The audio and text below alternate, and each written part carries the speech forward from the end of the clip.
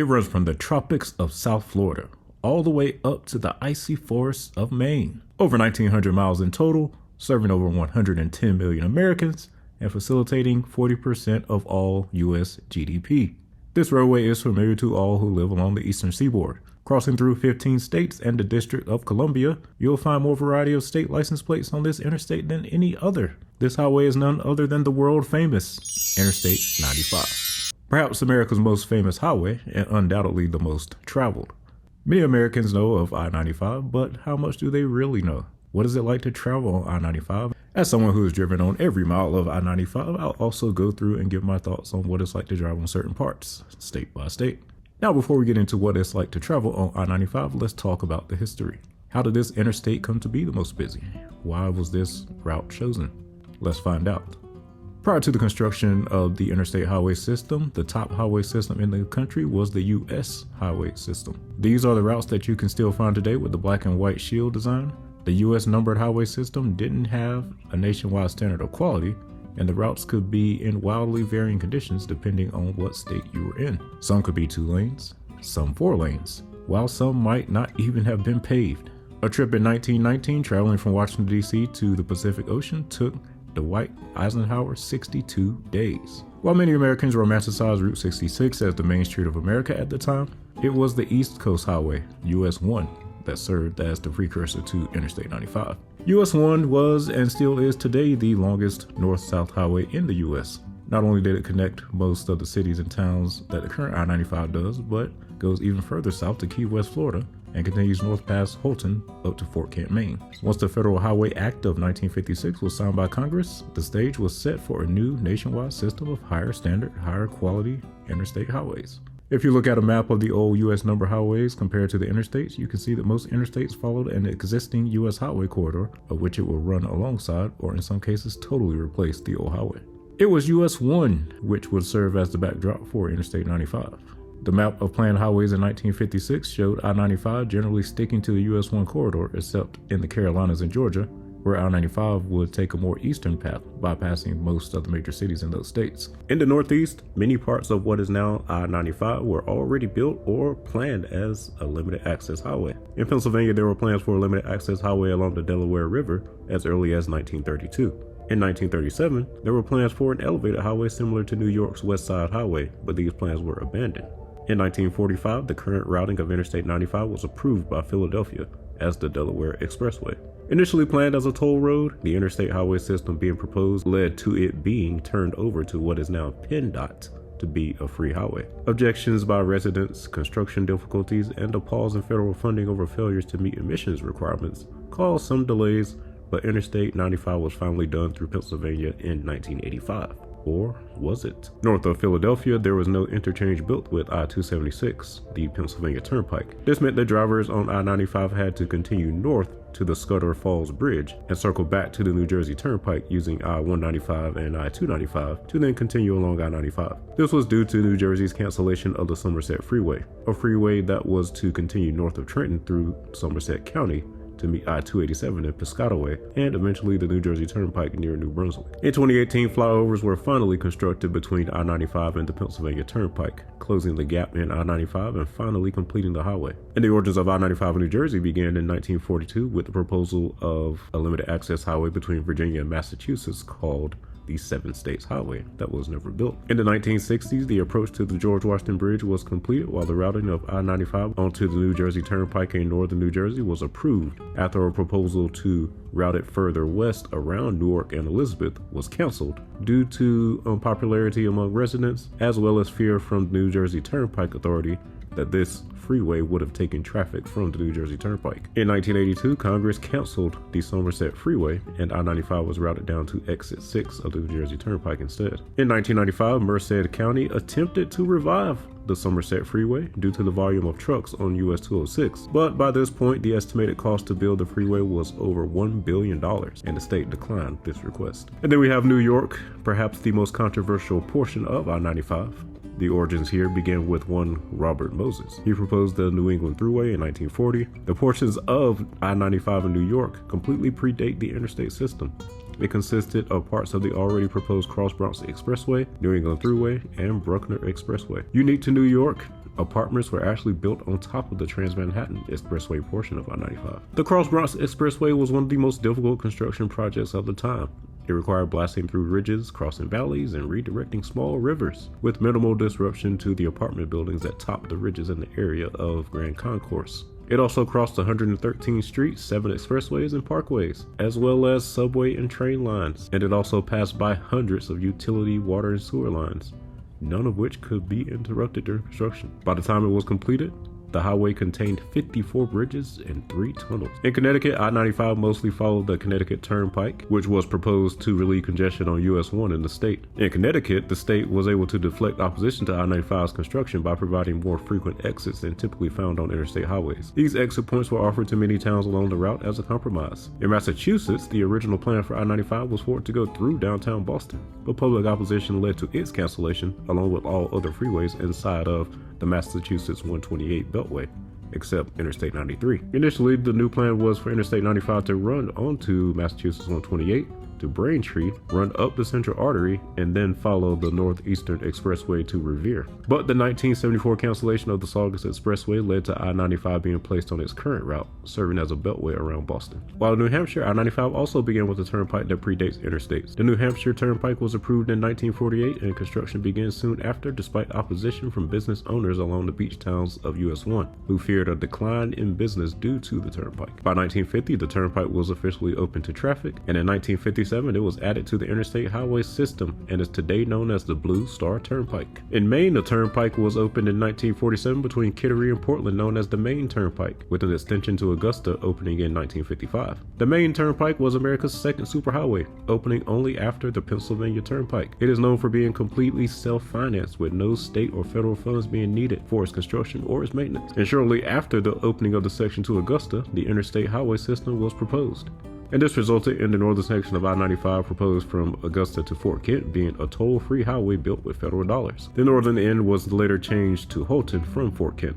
While over in Little Delaware, I-95's origin started with the 1948 Wilmington Transportation Plan that proposed 2 routes to run from the Wilmington area to Pennsylvania state line. These routes today roughly follow I-95 and I-495. The Delaware Memorial Bridge was completed in 1951 and brought major congestion to US 13 and US 40 in the area. As a result, the state made plans for a new limited access highway to the bridge. Construction started on I-95 in 1957, but not without plenty of opposition. Locals tried to fight the proposed routing through Wilmington and instead routed onto the current I-495 route. However, the proposed I-95 was approved by state Republicans, routing it along Adams and Jackson streets. Virginia had a portion of what is now I-95 known as the Richmond-Petersburg Turnpike that was already planned before interstates. While in the rest of the South, I-95 was mostly built as a new roadway through those states as it passed through smaller towns in the Carolinas and Georgia. Down in Florida, it paralleled US 1 down the east coast of the state. But in Florida, there was a long gap that existed in the Treasure Coast area due to Martin County officials fearing growth and development from the highway's construction. But that gap was finally closed in 1987. The completion years for I-95 state by state are as follows. In Maine, it was 1990. New Hampshire,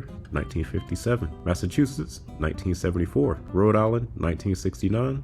Connecticut, 1964. New York, 1972. New Jersey and Pennsylvania, 2018 with the closing of the final gap. Delaware 1968, Maryland 1985, Virginia 1982, North Carolina 1980, South Carolina and Georgia completed in 1978, and Florida 1987. Now that's one heck of a history, but what does I-95 look like today? What is it like to drive on America's busiest highway? Well, let's start things out down south where I-95 begins in Florida. In Florida, the interstate starts right as you come off the Dixie Highway, US 1.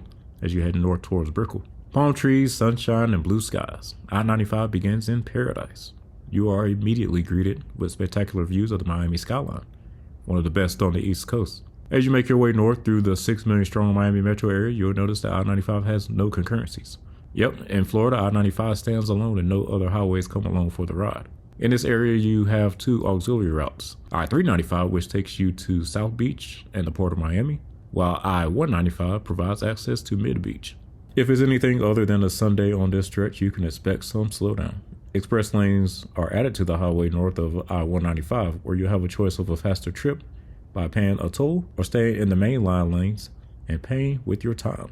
Decisions, decisions. Driving in Miami is intense. The aggressiveness of the drivers will remind you more of New York than a typical southern state. I always say that drivers in Miami are what drivers would be in New York if they had more space. After leaving Miami-Dade County, you're in Broward, home of Fort Lauderdale. The auxiliary route here is I-95, which runs west to a direct interchange with I-75 that can take you across Alligator Alley to Naples. While to your east is Fort Lauderdale and its famous Los Olos Beach, which is always a good time.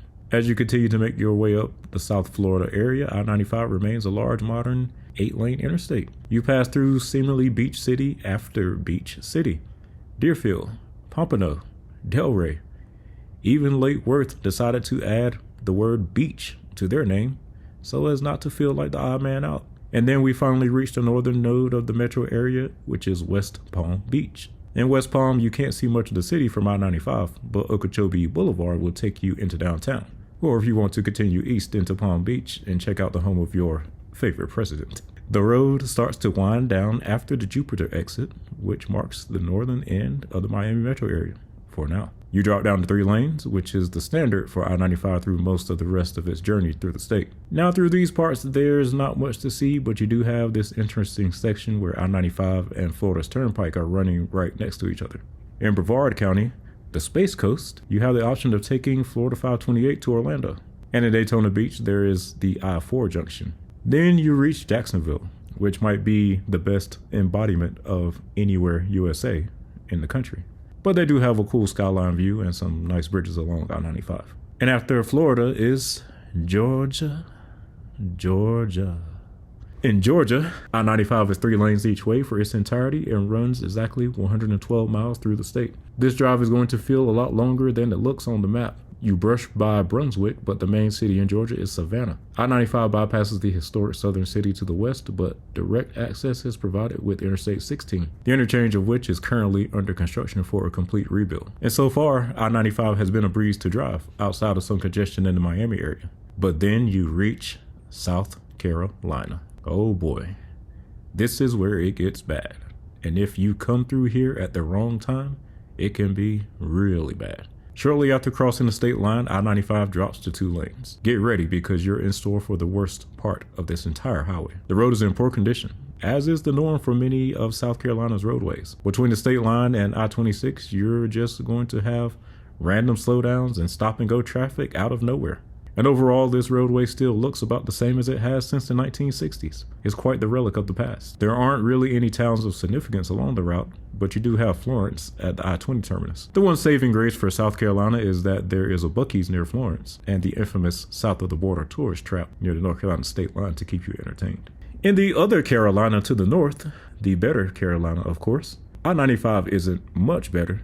Slightly better it is, but not by much. North Carolina, like South Carolina, has long neglected I-95 as the route mostly serves through traffic between the Northeast and Florida, rather than locals in the state. So up until recently, it was the one roadway in North Carolina that had no major upgrades since its original construction. After getting federal approval to toll the highway in the state, North Carolina later backed off and decided to keep the road toll-free and pay for the upgrade themselves. Now, personally, I was in favor of letting out-of-staters pay for the highway that they use so much, but you know, politics. So what you'll see now in North Carolina is mostly 2 lanes on each side, like South Carolina, but there are some sections being widened around Fayetteville with more planned.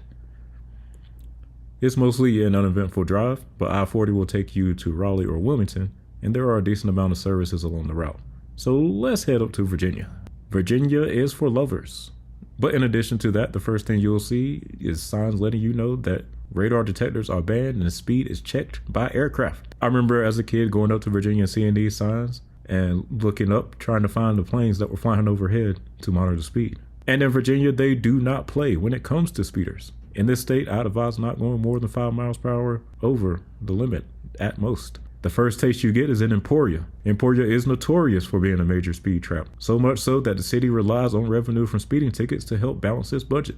Then with most of the drivers here being from out of state, they are banking on you not coming back to contest the ticket, so just be aware. In Petersburg, the road finally widens back up as you approach Richmond. You'll have the option of using I-295 if you want to bypass Richmond, or continue along I-95 into the city. Now, depending on traffic, it can often be faster to just use I-95. Plus, the skyline view is quite impressive. After downtown Richmond, you're going to come to a spot near Ashland that seems to always have congestion no matter what. But after Ashland, things are smooth sailing as you head north until you come to Fredericksburg, and this is where the pain begins in Virginia. This section from Fredericksburg all the way up to the DC area is one of the most congested on the route. You'll have long sections of stop and go traffic even though you're in a rural area. Now, Virginia has extended the express lanes further south as of late, but these are the reversible kind, meaning that if you're not going in the direction that's open at the time, that you can't even use them. But if you're lucky enough for them to be open, these are some of the most expensive ones in the country. They truly live up to the Lexus lanes nickname. It can run you as much as $60 if you want to take them all the way up to the Springfield interchange. And speaking of the Springfield interchange, once you survive I-95 from Fredericksburg, you join the Capital Beltway at one of the most complex interchanges in America, the Springfield interchange. Just look at it. This thing is massive. Holy spaghetti. Also on I-95 in Alexandria is a feature that I do like. Local traffic and through traffic are separated, so those who just want to get through the area don't have to deal with the weaving and such from those using the roadway for local travel. And then at the Potomac River is the Woodrow Wilson Bridge, which takes you through a tiny slice of DC before entering Maryland. And as we can see, Maryland didn't continue Virginia's through and local lane separation.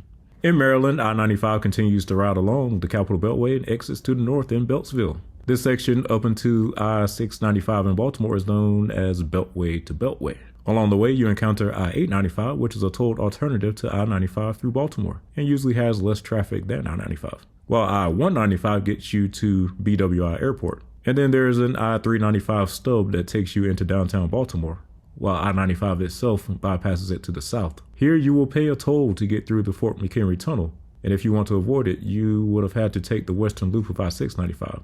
Which is a much longer drive. So here I'd say just pay the toll. I-95 never connected to I-70 or I-83, so you have to do some extra steps to reach those interstates. But through Baltimore, I-95 is an impressive modern roadway. Continuing north, you'll gain the option for express lanes, and you'll notice that New York is listed as the control city over Philadelphia. This is the furthest south you'll see New York as a control city, but if I recall, there are distance signs as far south as Virginia showing the miles to New York. You'll be paying another toll if you want to cross the Miller-Tydings Bridge, and then we enter Delaware. In Delaware, you have a choice to make. I-95's main line continues to Philadelphia, where it finally gets its respect as a control city, while I-295 crosses the Delaware River into New Jersey and has New Jersey and New York as control states, along with access to the New Jersey Turnpike. After this, there's another split in Wilmington where I-95 continues through Wilmington, while I-495 bypasses to the east and is listed for Philadelphia. The last time I drove through here, it looked like I-95 was getting a rebuild, which may or may not be completed by now. As you enter Pennsylvania, the speed limit drops and things suddenly feel more cramped. There's even a section with residential housing nearly fronting the freeway, which who would want to live in front of I-95? The road condition is horrible in this section. Pennsylvania isn't known for high quality roadways, after all, probably the worst in the Northeast. Things do improve as you get into the city, and there's this cool section known as the Girard Point Bridge, where the northbound lanes run underneath the southbound lanes to cross the Schuylkill River. You get a spectacular view of Lincoln Financial Field, home of the Philadelphia Eagles, as well as the Port of Philadelphia. I-95 is surprisingly modern through Philadelphia, a far cry from the nearby I-76.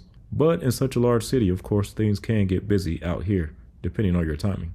The interchange with I-76 is one of the wackiest you'll find in the country. It's amazing how creative things have to get when it comes to interchanges with toll roads. After Philadelphia, I-95 jumps onto the turnpike to get into New Jersey. This was the last segment that was recently completed. After crossing into New Jersey, I-95 heads east towards the New Jersey Turnpike. Prepare yourself, as you're about to experience the best portion of Interstate 95 in the country. The control city is New York, and make sure you have your cash or your Easy Pass, because you don't get to drive on a highway like this for free. The New Jersey Turnpike features a 12-lane design which separates traffic into 3-lane parts, with 3 lanes for cars only, and 3 lanes for trucks and cars in each direction. This section of I-95 is quite pleasant to drive. The rest areas are superior to those anywhere else on the route, and there are a limited number of interchanges, which reduces the amount of congestion from weaving on the turnpike. The first major junction is I-195, which provides access to Trenton or the Jersey Shore.